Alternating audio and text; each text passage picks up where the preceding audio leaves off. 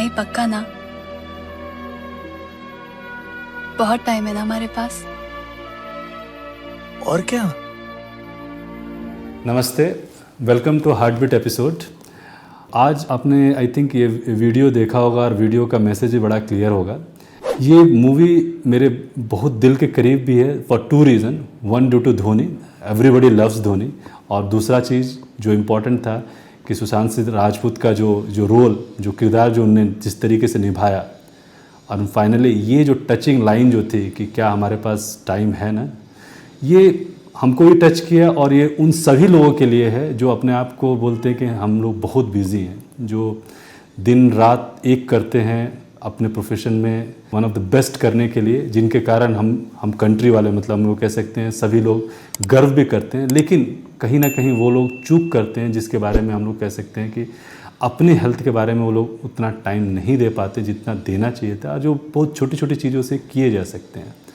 सो professional जो कि अपने आप को इतना फैला चुके हैं, या जिसको कहते हैं इतना मशहूर हो चुके हैं कि वो अपने आप को टाइम नहीं दे पाते और टाइम को कंट्रोल नहीं कर पाते, या टाइम मैनेजमेंट जिसको कहा जाए उसको वो नहीं दे पाते अपने हेल्थ के पॉइंट ऑफ व्यू से, उनके लिए।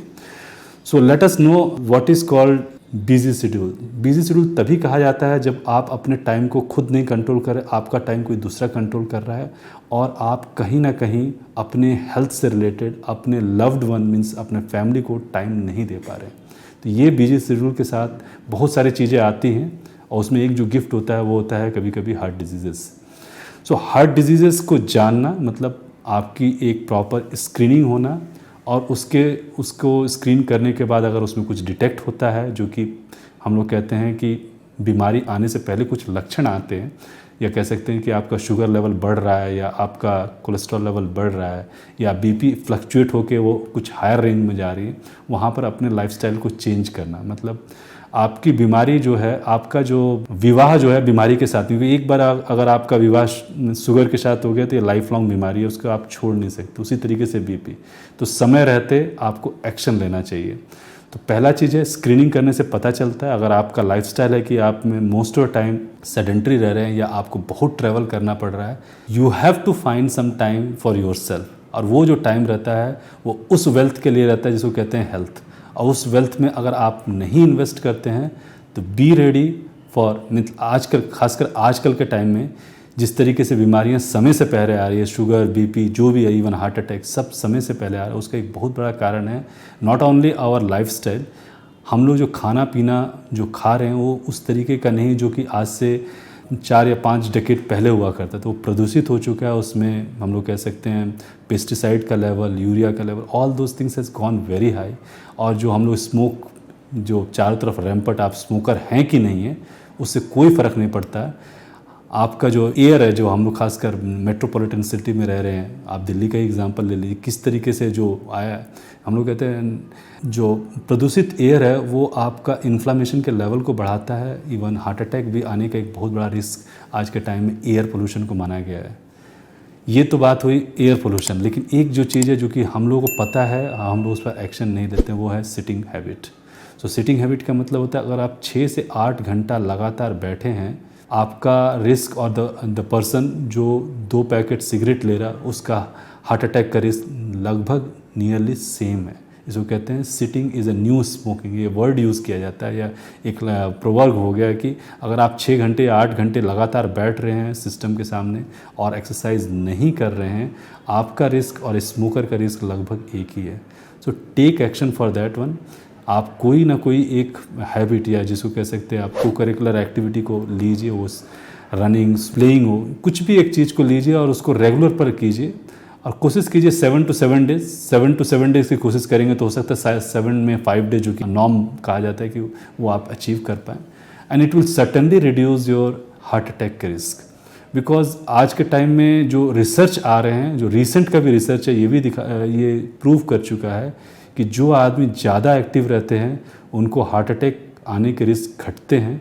अगर होता भी है तो वो लोग बियर कर पाते हैं और उनका प्रोग्नोसिस बेटर होता है। और जो पर्सन सेडेंटरी रहते हैं उनमें हार्ट अटैक के रिस्क ज़्यादा रहते हैं, और उनको जब हार्ट अटैक आता भी है तो उनका प्रोग्नोसिस ख़राब होता है। So exercise will not only give edge to prevent heart attack, but अगर आता है तो उसका प्रोग्नोसिस बेटर होता है। सो एक्सरसाइज से डरिए नहीं। और जो न्यूज़ चैनल्स या मीडिया में दिखाया जाता है कि एक्सरसाइज करने के टाइम में डेथ हो गया, उसको आप पूरी तरीके से नाकार दीजिए। इसका कोई रिलेशन नहीं है और आज तक ऐसा कोई साइंस में कहीं प्रूव नहीं किया है कि एक्सरसाइज के कारण डेथ होता है। लास्ट एपिसोड में जेनेटिक्स में हमने बताया था कि कुछ बीमारियां होती हैं जो कि चुनिंदा बीमारियां, जिसमें हम कहते हैं ARVD हुआ है, hypertrophic cardiomyopathy, long QT syndrome, CPVT, कुछ ऐसे सिंड्रोम्स हैं जो कि आपका डॉक्टर डायग्नोस करके बता सकता है कि ये आपको है और इसमें आप एक्सरसाइज नहीं कर सकते। अगर एक्सरसाइज करते हैं तो सडन डेथ होने के रिस्क बने रहते हैं। तो वो कंडीशन ही बहुत चुनिंदा है, कह सकते हैं लाखों में एक आदमी को होता है और वो आप ECG या ईको से डायग्नोस किए जा सकते हैं। कमिंग टू आज के डेट में हम लोगों के पास अगर बिजी शेड्यूल है तो हम लोग क्या क्या कर सकते हैं। तो एक चीज़ होता है जो सबसे इजी रहता है कि आपको जहाँ कहीं भी मौका मिलते हैं वॉकिंग का, आप वॉकिंग कीजिए। दूसरा रहता है सीढ़ियाँ चढ़ने का जब ऑप्शंस आता है तो हम लोग लिफ्ट को यूज़ करते हैं। आप कोशिश कीजिए उस टाइम में स्लोली, आप अगर लिफ्ट को छोड़कर अगर स्टेयर का यूज़ करते हैं या सीढ़ी का यूज़ करते हैं तो किसी तरीके से आप अपने आप को फिजिकली मोर एक्टिव करते हैं, कैलोरी बर्न भी करते हैं एंड सेम टाइम आप अपने रिस्क को भी घटाते हैं बिना एक्सरसाइज किए हुए। तीसरा चीज़ जो होता है खान पान के बारे में, इसके बारे में बहुत कन्फ्यूज़न रहता है कि हम इतना शेड्यूल रहता है कि हम 12 बजे का खाना हम लोग 4 बजे खाते हैं, 4 बजे रात का खाना 12-1 बजे लेते हैं और सवेरे का नाश्ता तो हम लोग कर ही नहीं पाते।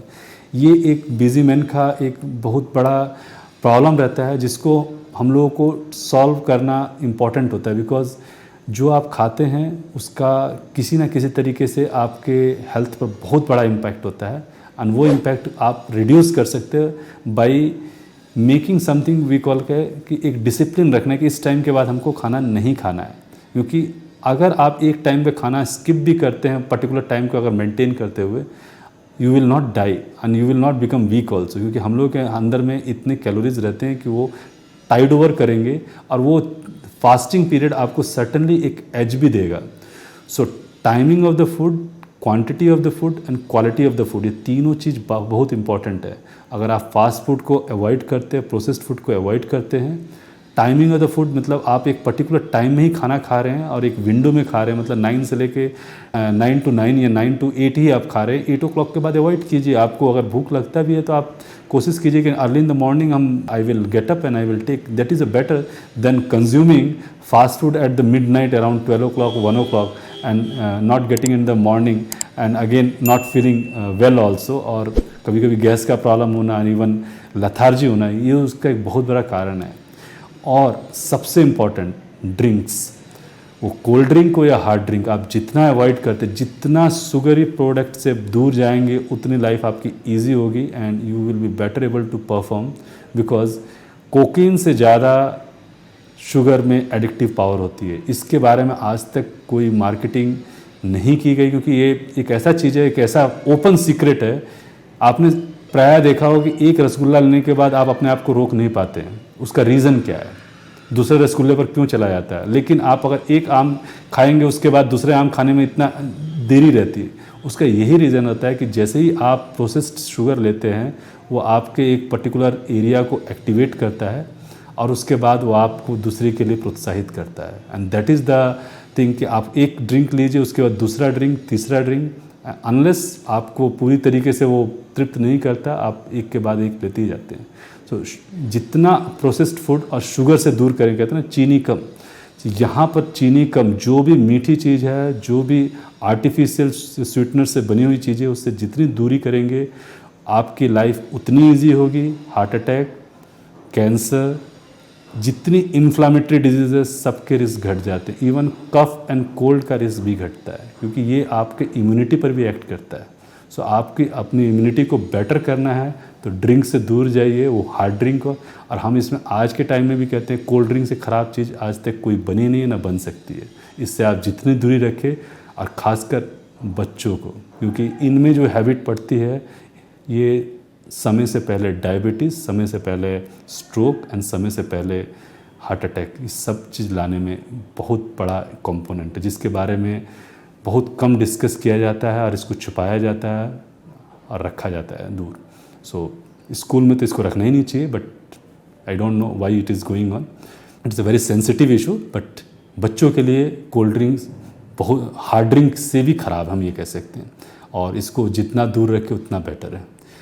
सो हम लोगों को कार्डियोवैस्कुलर जो हम लोग कहते हैं कि हार्ट अटैक ना आए बिज़ी लोगों के लिए, वो है कि जहाँ भी मौका मिले अपनी एक शेड्यूल को फॉलो करें, खाने का शेड्यूल, क्वांटिटी को फॉलो करें एंड क्वालिटी ऑफ फूड जो आप ले रहे हैं उस पर ध्यान रखें आप क्या खा रहे हैं, और एक विंडो में खाएं। Window eating is always better कि हम 9 से 5 बजे के या 6 बजे के बाद नहीं लेंगे, अगर लेना भी होगा तो हम नेक्स्ट मॉर्निंग लेंगे। It is a good discipline, इससे आप बहुत सारी चीज़ों को प्रिवेंट कर सकते हैं।